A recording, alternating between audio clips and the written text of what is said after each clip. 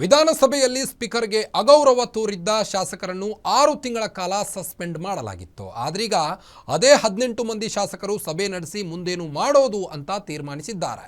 Speaker ತೀರ್ಮಾನದ ಬಗ್ಗೆ ಸವಿಸ್ತಾರವಾಗಿ ಚರ್ಚಿಸಿ ಒಗ್ಗಟ್ಟಿನ ಜಪ ಮಾಡಿದ್ದಾರೆ. ಅಮಾನತಾದ 18 ಶಾಸಕರ ಮೀಟಿಂಗ್, ಕಾನೂನು ಹೋರಾಟದ ಬಗ್ಗೆಯೂ ಚರ್ಚೆ. ಬಜೆಟ್ ಅಧಿವೇಶನದಲ್ಲಿ ಸ್ಪೀಕರ್ ಪೀಠಕ್ಕೆ ಅಗೌರವ ತೋರಿದ ಆರೋಪದ ಮೇಲೆ ಸಸ್ಪೆಂಡ್ ಆದ 18 ಶಾಸಕರು ಇಂದು ಖಾಸಗಿ ಹೋಟೆಲ್ನಲ್ಲಿ ಸಭೆ ಸೇರಿದ್ರು. ಮುಂದಿನ ನಿರ್ಧಾರದ ಬಗ್ಗೆ ಸುದೀರ್ಘ ಚರ್ಚೆ ಮಾಡಿದ್ದಾರೆ. ಮಾಜಿ ಡಿಸಿಎಂ ಅಶ್ವಥ್ ನಾರಾಯಣ್ ನೇತೃತ್ವದಲ್ಲಿ ನಡೆದ ಸಭೆಯಲ್ಲಿ ಶಾಸಕ ಬಿಪಿ ಹರೀಶ್, ಶೈಲೇಂದ್ರ ಬೆಲ್ದಾಳೆ ಸೇರಿ ಅಮಾನತಾದ ಎಲ್ಲಾ ಶಾಸಕರು ಭಾಗಿಯಾಗಿದ್ರು.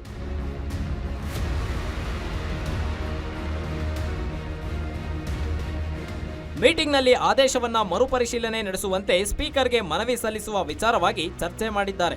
ಈ ವಿಚಾರ ಪ್ರಸ್ತಾಪ ಆಗ್ತಿದ್ದಂತೆ ಸಭೆಯಲ್ಲಿ ಕೆಲ ಅಪಸ್ವರಗಳು ಕೇಳಿಬಂದಿದ್ವು.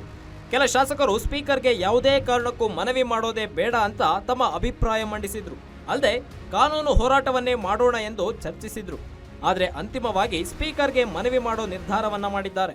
ಎಲ್ಲರೂ ಒಟ್ಟಾಗಿ ನಮ್ಮ ಪ್ರತಿಪಕ್ಷದ ನಾವು ನಾಯಕರು, ನಮ್ಮ ರಾಜ್ಯಾಧ್ಯಕ್ಷರು ಒಟ್ಟಾರೆ ಎಲ್ಲರೂ ಇದನ್ನು ಮನವರಿಕೆಯನ್ನು ಮಾಡುವಂಥದ್ದಾಗುತ್ತೆ.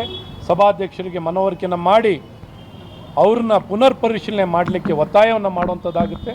363ರ ಅಡಿಯಲ್ಲಿ ಇದನ್ನು ಪುನರ್ ಪರಿಶೀಲನೆ ಮಾಡಿ ನಮ್ಮ ಸಸ್ಪೆನ್ಷನ್ ಹಿಂದೆಯನ್ನು ಪಡಿಬೇಕು.